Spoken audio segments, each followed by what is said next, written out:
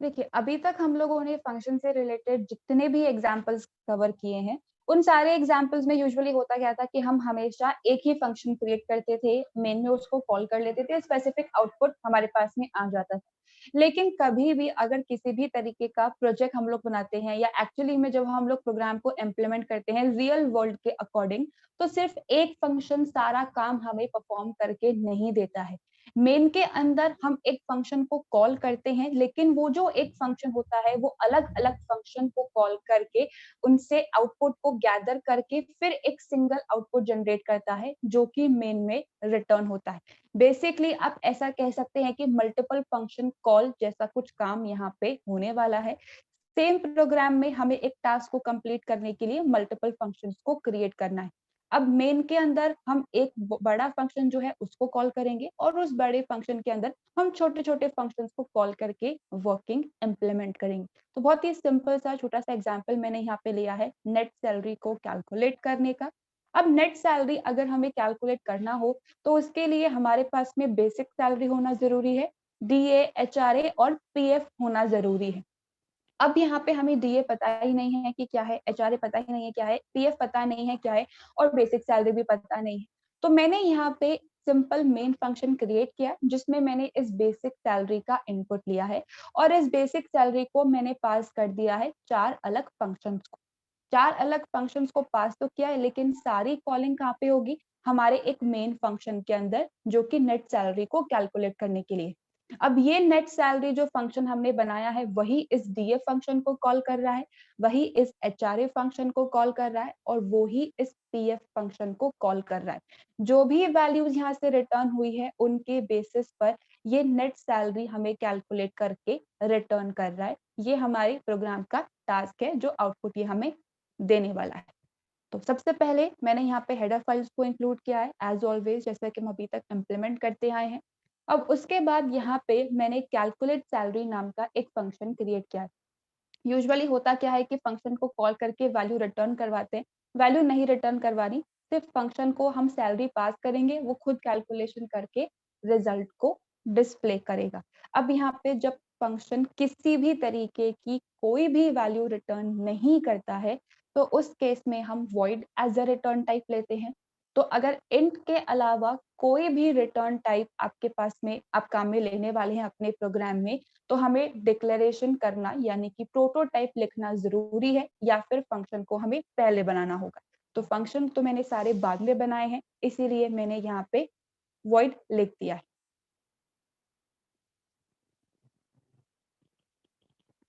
Alright, as we were talking about the calculate salary function, अब ये जो हमारा कैलकुलेट सैलरी फंक्शन है, इसमें रिटर्न टाइप वॉइड, इसका नेम मैंने स्पेसिफाई कर दिया है और हमें यहाँ पे नेक्स्ट आर्गुमेंट की लिस्ट मेंशन करनी होती है। अब आर्गुमेंट की लिस्ट में मैं यहाँ पे सिर्फ इसको बेसिक सैलरी पास करने वाली हूँ और ये बेसिक सैलरी को यूज़ करके सारे कैलकुलेशंस खुद से करने वाला है। वेरिएबल का नाम हम तब डिसाइड करेंगे जब हम फंक्शन को डिफाइन करेंगे। अभी मुझे वेरिएबल का नाम नहीं लिखना है। आप चाहें तो मेंशन कर सकते हैं और else you can avoid it, लेकिन हमें यहाँ पे डेटा टाइप मेंशन करना ज़रूरी है। जब फंक्शन को कॉल करेंगे तो किस टाइप की वैल्यू को वो एज़ अ इनपुट रिसीव करेगा। तो ये है हमारा कैलकुलेट सैलरी का prototype. Now moving on to the next, that is the main function. Main के अंदर मैंने सिंपली यहाँ पे इंट टाइप का बेसिक नाम का एक वेरिएबल क्रिएट किया है जो कि यूजर से बेसिक सैलरी का इनपुट को एक्सेप्ट करने का काम करेगा, followed by CLR SCR। Next printf की हेल्प से मैंने सिंपली एक मैसेज डिस्प्ले करवाया है that is enter basic salary और स्कैनफ की हेल्प से इस बेसिक वेरिएबल के अंदर मैंने यूजर से इनपुट दिया percent D comma address of basic. अब यहाँ पे अगर आप चाहें तो फ्लोट टाइप का वेरिएबल ले लीजिए, टोटली डिपेंड्स आप किस रेंज की सैलरी कंसीडर कर रहे हैं। मैं यहाँ पे अज्यूम करके चल रही हूँ कि 32,000 से ज्यादा की सैलरी नहीं आने वाली है, इसीलिए सिर्फ बेसिक इन टाइप का वेरिएबल क्रिएट किया है। नाउ लेट्स अज्यूम कि यहाँ पे यूजर ने जो हमें इनपुट किया है सैलरी दैट इज 14,500। तो हमें करना क्या है, इस फंक्शन को सैलरी पास करनी है और ये कैलकुलेशंस करके देगा।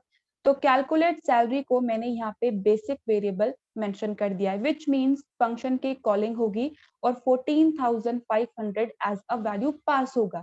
किसे पास होगा? फंक्शन डेफिनेशन के टाइम पे जो हमने वेरिएबल बनाया हुआ है उसके अंदर वो वैल्यू जाके स्टोर हो जाएगी। कॉल बाय वैल्यू या फिर पास बाय वैल्यू यहाँ पे काम कर रहा है। अब ये कुछ भी रिटर्न नहीं कर रहा है, तो इसलिए यहाँ पे किसी भी तरीके का वेरिएबल नहीं है। कैलकुलेट ही सैलरी जो है वही कैलकुलेट करेगा और वही डिस्प्ले भी करेगा। तो हमारा जो एग्जीक्यूशन का पॉइंटर है वो आ जाएगा हमारे इस कैलकुलेट सैलरी फंक्शन पे। अब यहाँ पे again return type that is void, function का नाम, और अब डिफाइन हम कर रहे हैं फंक्शन को, तो यहाँ पे हमें डेटा टाइप और वेरिएबल का नाम दोनों मेंशन करना पड़ेगा। तो इंट सैल मैंने यहाँ पे मेंशन कर दिया है। तो 14,500 जो कॉलिंग करवाते टाइम पास हुआ है वो इस वेरिएबल के अंदर आके स्टोर हो जाएगा। अब यहाँ पे मुझे डीए, एचआरए, पीएफ और नेट सैलरी भी कैलकुलेट करना है, तो उनके लिए मैंने यहाँ पे अलग अलग वेरिएबल्स क्रिएट कर लिए। Int DA, HRA, PF, Ncell net salary के लिए। अब यहाँ पर सारी वर्किंग और सारी कैलकुलेशन मैंने इस एक फंक्शन में नहीं करवाई। डीए को कैलकुलेट करने के लिए अलग फंक्शन है, एचआरए को कैलकुलेट करने के लिए अलग फंक्शन है और पीएफ को कैलकुलेट करने के लिए अलग फंक्शन है। तो अब यहाँ पे सबसे पहले मैंने कैलकुलेट डीए नाम के फंक्शन को कॉल किया है और सेल वेरिएबल की जो वैल्यू है दैट इज 14,500 वो मैंने यहाँ पे इस फंक्शन को पास कर दी है। अब इस फंक्शन की जब कॉलिंग हो गई तो ये कुछ हमें वैल्यू रिटर्न करेगा और वो वैल्यू रिटर्न होके स्टोर होगी इस डीए नाम के वेरिएबल के अंदर। तो अब हमारा जो एग्जीक्यूशन वाला कर्सर है वो पहुंच जाएगा इस फंक्शन पे, यानी कि कैलकुलेट डीए वाले फंक्शन पे। अब यहाँ पे ये रहा हमारा कैलकुलेट डीए वाला फंक्शन। अब जैसे कि मैंने आप लोग को पहले भी कहा, अगर किसी फंक्शन का रिटर्न टाइप इंटीजर है तो हमें प्रोटोटाइप मेंशन करने की नीड नहीं है। आप चाहें तो कर सकते हैं, नहीं तो हम इसको स्किप भी कर सकते हैं।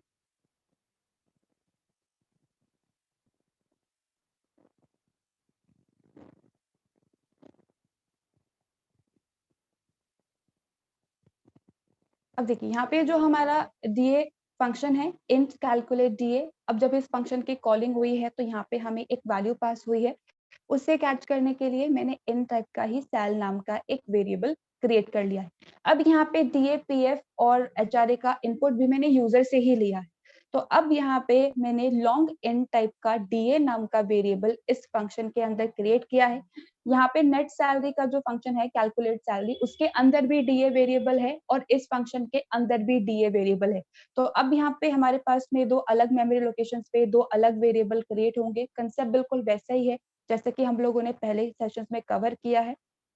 अब यहाँ पे मैंने प्रिंटफ की हेल्प से सिंपल एक मैसेज डिस्प्ले करवाया that is enter percentage of DA.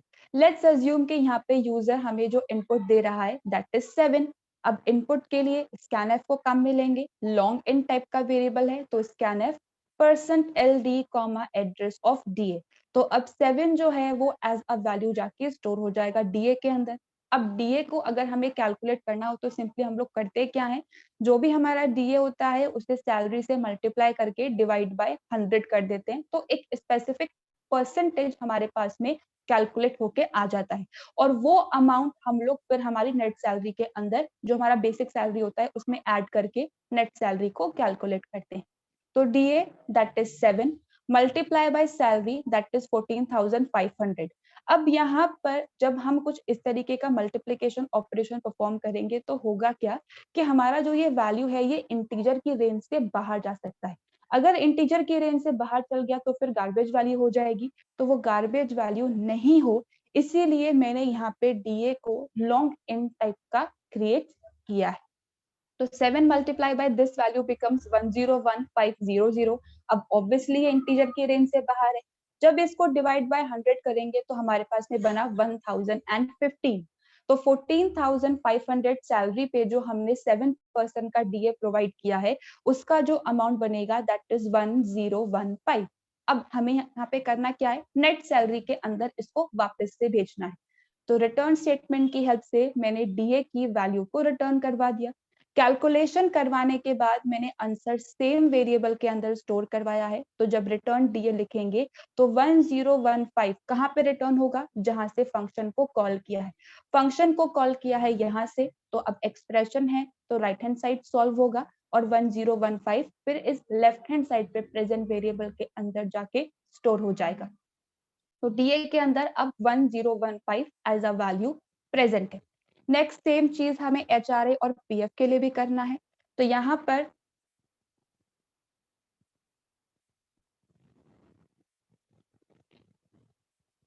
Next यहाँ पर मैंने कैलकुलेट HRA फंक्शन को कॉल किया है। उसके अंदर भी मैंने यहाँ पे सेल की जो वैल्यू है दैट इज 14,500 उसको पास किया है। अब इस फंक्शन का भी जो रिटर्न टाइप है हमारे पास में वो इंटीजर ही है, तो इसका भी वो टाइप बनाने की नीड नहीं है। Int calculate HRA int sal, यहाँ पे कोई ना कोई वैल्यू हमारे पास में आने वाली है 14,500।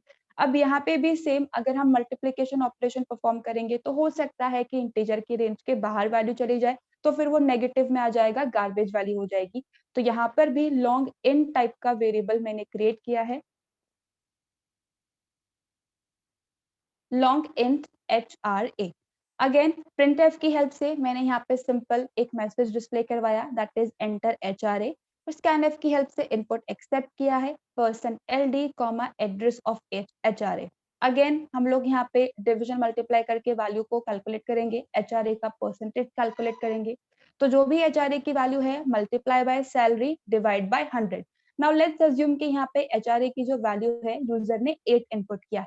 8 मल्टीप्लाई बाय 14500 अगर मैं करती हूँ तो 116000 आंसर आएगा।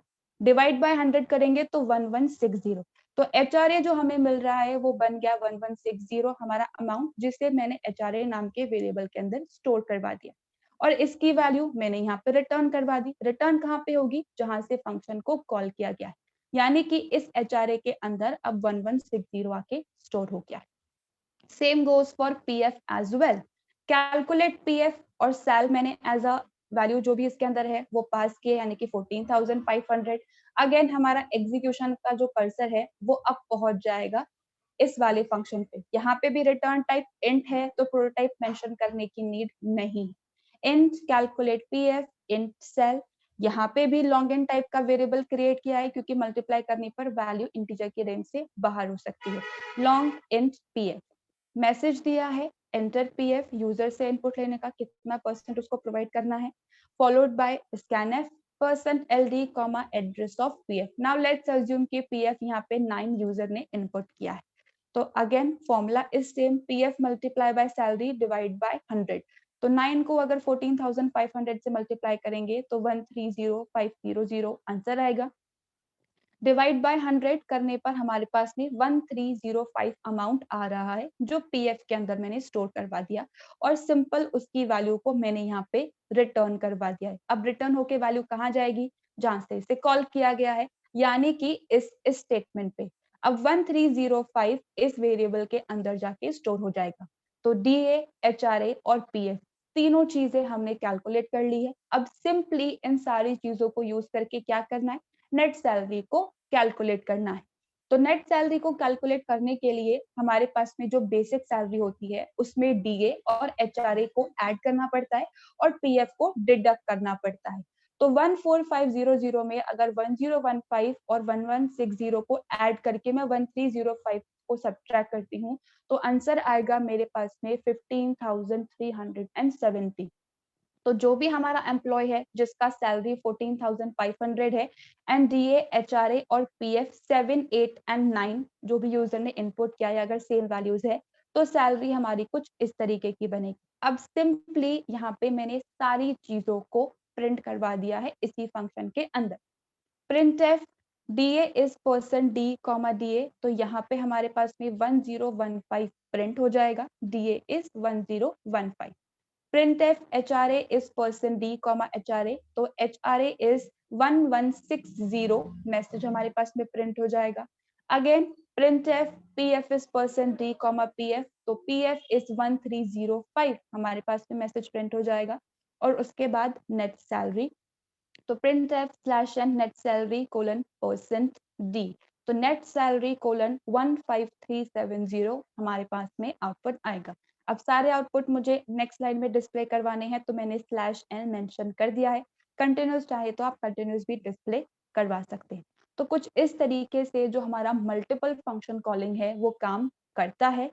हम हमारे प्रोग्राम के अंदर जितने चाहे उतने फंक्शंस क्रिएट कर सकते हैं और एक फंक्शन मल्टीपल फंक्शंस को कॉल कर सकता है। तो कुछ इस तरीके से यहाँ पे ट्रैवर्सिंग होती है अगर एक प्रोग्राम के अंदर हम बहुत सारे फंक्शंस बनाते हैं तो।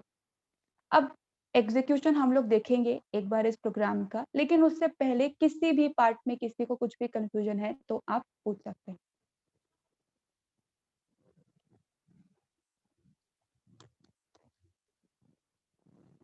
सेम वही प्रोग्राम है जो मैंने आप लोगों को एक्सप्लेन किया, कैलकुलेट सैलरी, मेन, देन हमारे सारे फंक्शंस दिए एचआरए और पीएफ से रिलेटेड। अभी मैं यहाँ पे वही सेम इनपुट प्रोवाइड कर रही हूँ जो मैंने आप लोगों को एग्जाम्पल के अंदर एक्सप्लेन किया है। तो जिस अकॉर्डिंग हम लोगों ने मैसेज प्रोवाइड किए हैं, देखिए सबसे पहले बेसिक सैलरी का इनपुट मांग रहा है, फिर कैलकुलेट सैलरी वाला पार्ट होगा, उसके अंदर वेरिएबल डिक्लेरेशन के बाद हमने डीए को कॉल किया, फिर एचआरए को कॉल किया, फिर पीएफ वाले फंक्शन को कॉल किया। तो उन तीनों के रिस्पेक्टिव इनपुट ये हमसे मांग रहा है। अब जैसे हम एंटर प्रेस करेंगे तो डीए, एचआरए, पीएफ और नेट सैलरी जैसा इनपुट या आउटपुट मैंने आपको बताया था उसी तरीके से हमारे पास में आ रहा है। जिस तरीके से मैसेज दिया था और जो कैलकुलेशंस हमने की है उसी तरीके से नेट सैलरी कैलकुलेट होके आ रही है। अब यहाँ पे अगर आपको मान लीजिए एक्यूरेट आंसर चाहिए तो यहाँ पे इंट के बजाय आप फ्लोट टाइप रख लीजिए आपके फंक्शंस का। तो फिर होगा क्या कि एग्जैक्ट डिवाइड करने पर हमारे पास में एक्यूरेट जो डीए का अमाउंट है वो कैलकुलेट होके आएगा। इंट के केस में अगर फ्लोटिंग पॉइंट में आंसर आ भी जाता है तो वो डेसिमल के बाद वाली वैल्यू को, पॉइंट के बाद वाली वैल्यू को रिजेक्ट कर देता है और सिर्फ उससे पहले वाली वैल्यू हमें रिटर्न करता है। तो वो टाइप अगर आपको चेंज करने हैं तो वो आप कर सकते हैं। फिर उस केस में आपको यहाँ पे प्रोटोटाइप पहले मेंशन करना पड़ेगा क्योंकि इंट के अलावा कोई दूसरा टाइप है, अब फ्लोट है तो फिर यहाँ पे प्रोटोटाइप आएंगे। तो कुछ इस तरीके से एक सिंगल प्रोग्राम के अंदर मल्टीपल फंक्शन कॉल को हैंडल किया जा सकता है। अब मान लीजिए कि आपको यहाँ पे वैल्यू जो है वो रिटर्न नहीं करवानी थी, तब चाहें तो यहाँ पे प्रिंट करवा के भी काम करवा सकते थे। टोटली अप टू यू कि आपको किस तरीके से टास्क परफॉर्म करना है। तो जो काम हम अभी तक सिर्फ मेन में करते आए थे वो अलग-अलग फंक्शंस की हेल्प से हमने इम्प्लीमेंट किया है। एक बारी इस प्रोग्राम को किसी और दूसरे टाइप के साथ में, जैसे कि मैंने कहा फ्लोट के साथ में एक बारी इम्प्लीमेंट करके देखना। किसी को कुछ प्रॉब्लम आती है तो फिर हम कल एक बार डिस्कस कर लेंगे। ठीक है गाइस? नेक्स्ट एग्जाम्पल तो हमारा यहाँ पे कंप्लीट नहीं होने वाला है, लेकिन हम लोग एक्चुअली में करने के वाले हैं वो हम डिस्कस कर लेते हैं। देखिए फंक्शन के केस में हमारे पास में अभी तक हमने जो प्रोग्राम इम्प्लीमेंट किया सिंपल वैल्यूज हम पास करते हैं। इंट वैल्यू पास कर दिया हम लोगों ने, या फ्लोट का वैल्यू पास कर दिया, या कैरेक्टर का वैल्यू पास कर दिया। लेकिन अगर हमें यहाँ पे एज अ कलेक्शन, कलेक्शन का मतलब एक कंप्लीट एरे अगर हमें किसी फंक्शन को पास करना हो तो वो भी हमारे पास में यहाँ पे ऑप्शन है। अब अगर हम यहाँ पे सिंपल एरे को पास कर रहे हैं, मतलब ऑप्शन है कि हम मल्टी डायमेंशनल एरे को भी पास कर सकते हैं और ऑप्शन है कि हम यहाँ पे कैरेक्टर एरे को भी पास कर सकते हैं। तो यहाँ पर हम नेक्स्ट प्रोग्राम जो इम्प्लीमेंट करने वाले हैं वो फंक्शन के साथ में एरे पासिंग का होगा। लेकिन यहाँ पे एक थोड़ा सा प्रॉब्लम हमारे पास में होता है और वो प्रॉब्लम ये है कि हम यहाँ पे किसी भी फंक्शन से एरे को रिटर्न नहीं करवा सकते। जावा के अंदर हमारे पास में ये ऑप्शन होता है, लेकिन सी के अंदर हमारे पास में ये ऑप्शन नहीं है। हम यहाँ पे रिटर्न स्टेटमेंट की हेल्प से एट अ टाइम सिर्फ एक वैल्यू को ही रिटर्न करवा सकते हैं और एरे जो है वो मल्टीपल वैल्यूज को होल्ड करता है। एक इंडेक्स पे तो एक वैल्यू है, लेकिन बहुत सारे इंडेक्स पे वैल्यू को प्रेजेंट अगर हो तो वो हमारा एरे बनता है। तो एरे को आप किसी फंक्शन से रिटर्न नहीं करवा सकते, लेकिन फंक्शन को पास करवा के उस पर अलग अलग तरीके की कैलकुलेशंस डेफिनेटली करवा सकते हो। तो अब ये कैसे होता है ये हम कल डिस्कस करेंगे। आज के एग्जाम्पल में एक बार इम्प्लीमेंट करके आप लोग देखिएगा, किसी को कुछ भी प्रॉब्लम आता है तो फिर एक बार आप कल मुझसे पूछ लेना। ठीक है? बाकी फंक्शन से रिलेटेड जैसे कि मैंने आप लोग को पहले भी कहा था, क्वेश्चन बैंक के अंदर क्वेश्चंस गिवन है, कुछ बेसिक आई थिंक लुक्स वगैरह के होंगे। बाकी अगर हम एरे वाला पार्ट कल कवर कर लेंगे तो मैं आप लोग को कुछ प्रैक्टिस के लिए प्रोवाइड करवा दूंगी, ताकि आपकी थरली प्रैक्टिस हो जाएगी, क्योंकि प्रैक्टिकल में अगर क्वेश्चन आएगा तो वो फंक्शंस में ही आता है। Write a program to create a function जो एक स्पेसिफिक टास्क परफॉर्म करे। डायरेक्ट क्वेश्चन आएगा और इसी तरीके के क्वेश्चंस आएंगे। अब किस तरीके के क्वेश्चंस आते हैं ये असाइनमेंट में जब आएंगे तो आपको पता चल जाएगा।